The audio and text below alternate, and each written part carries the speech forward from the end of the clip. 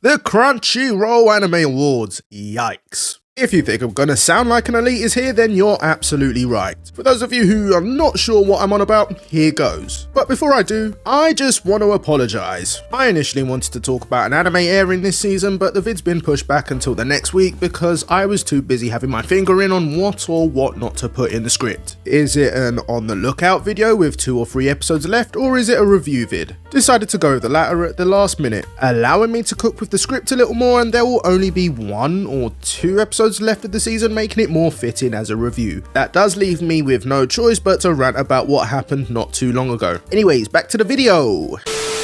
So this show won Best New Anime of the Year and other awards.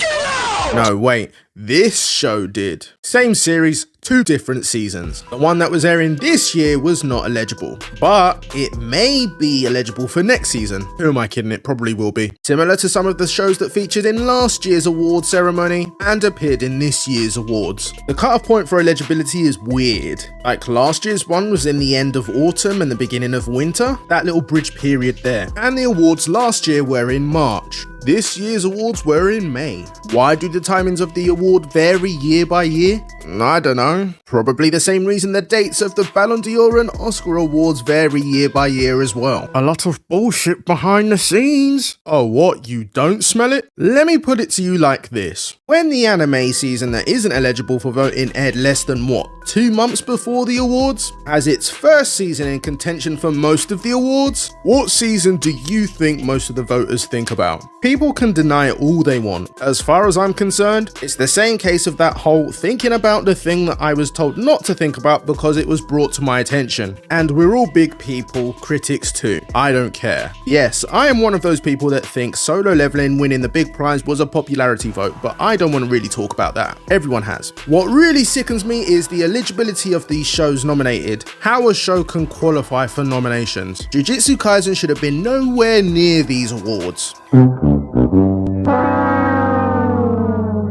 Frieren, that's an iffy one, because that show actually has 2 cores, unlike JJK, which had a 1 or 2 week planned break, and then delays maybe on 2 episodes. But because the airing of both shows landed them in the window for the 2024 and 2025 Crunchyroll Anime Awards, they probably just thought, hey, fuck it. Now we could have the same thing that I've just mentioned happen with Solo Leveling next year. Yes, going back to that show. In my humble opinion, the only award that Solo Leveling should have won was the Best English Male Voice Acting Performance by Alex Lee as Sun Jin Woo. I've said what I've said in my last video on the series, so go check it out after this. Thanks. But yes, it disgusts me that Season 2 is going to be eligible for next year's awards. And my lowball prediction or take, when the time comes to vote, the voters will remember that they're not seeing another season of that series for another couple years. And now my highball take, Season 2 is going to be remembered so highly for voters that it wins Anime of the Year. Yes, the animation is the best, aside from say Demon Slayer and Dan Da Dan. I could say more, but it would be more doom and gloom at this point. I knew I was going to be in for some bullshit. When it comes to awards like these, there is always going to be a big winner, stealer, and a big loser. It's without a doubt that Solo Leveling was the former, and maybe Dan Da Dan or Frieren share the biggest losers spot this year.